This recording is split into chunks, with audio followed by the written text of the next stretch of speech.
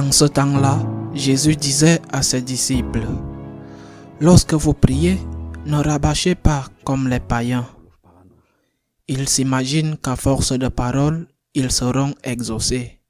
Ne les imitez donc pas, car votre Père sait de quoi vous avez besoin avant même que vous l'ayez demandé.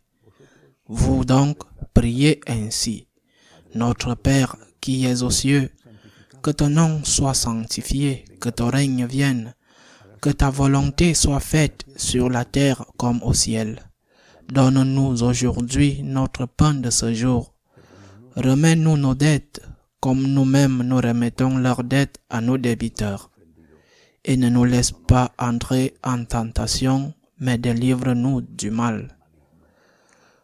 Car si vous pardonnez aux hommes leurs fautes, votre Père céleste vous pardonnera aussi.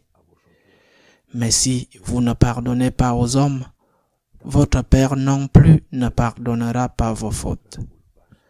Acclamons la parole de Dieu.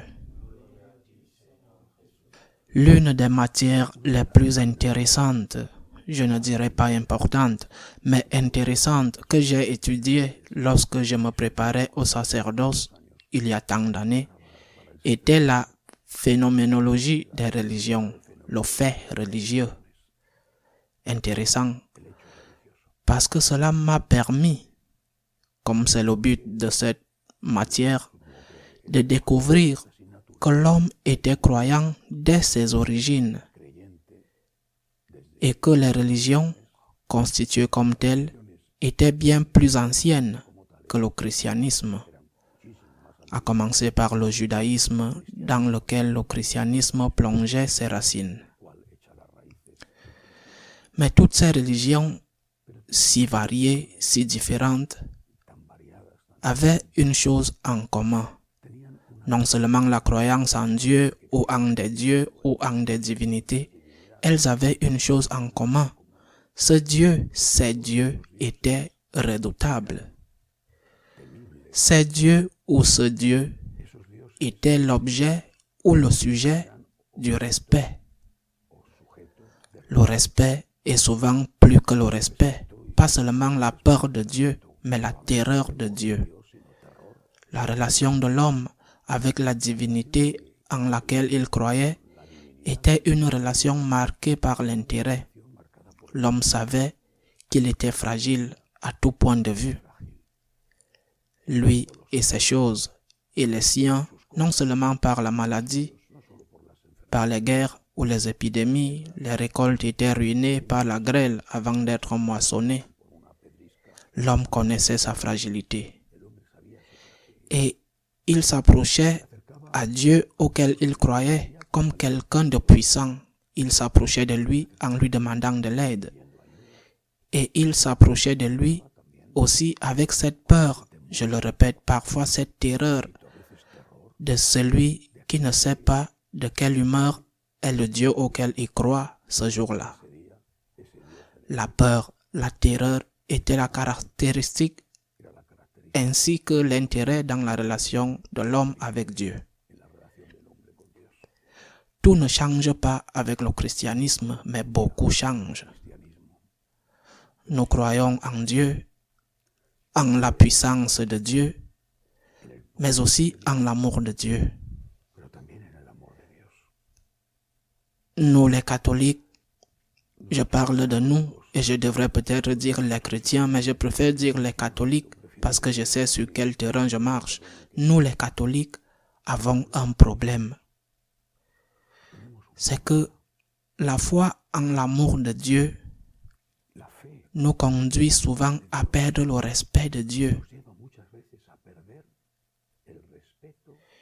Traiter Dieu comme l'évangile d'aujourd'hui nous l'enseigne, le traiter comme un père, c'est merveilleux. Notre foi est la plus belle qui existe, la plus séduisante.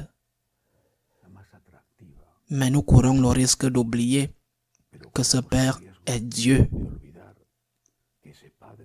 est le Tout-Puissant, est le Seigneur.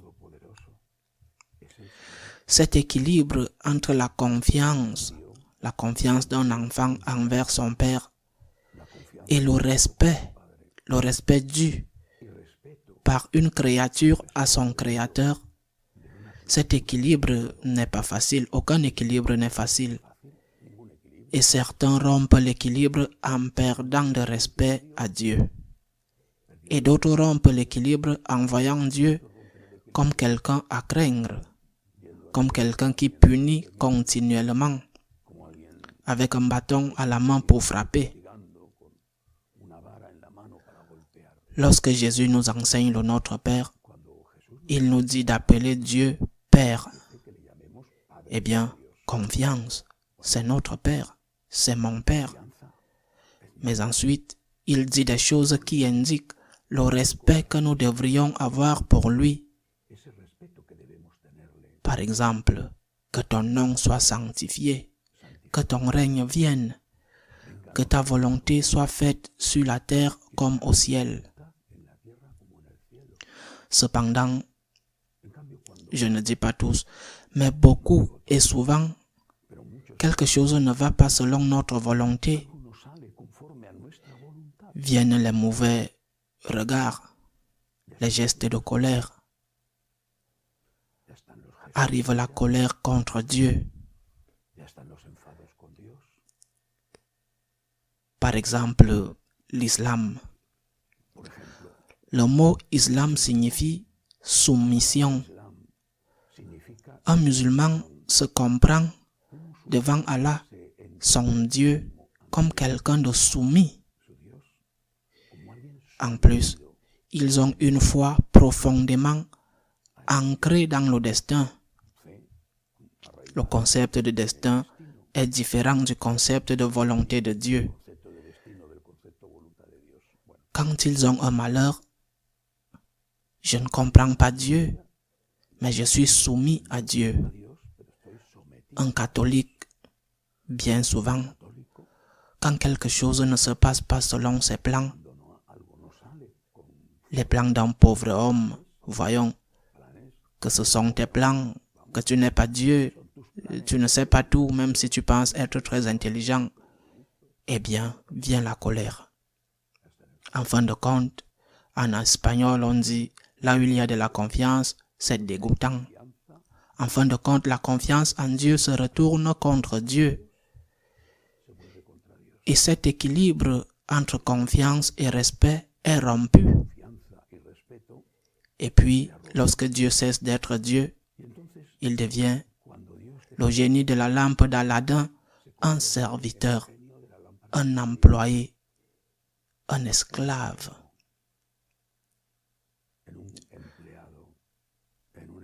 Tu dois faire ce que je te dis, et sinon, à quoi sers-tu? Il n'est plus Dieu. Tu as fait de Dieu ton employé, ton serviteur, ton esclave, que tu commandes et auquel il doit obéir. Tout est fini. C'est le risque que nous courons et dans lequel tant de gens tombent.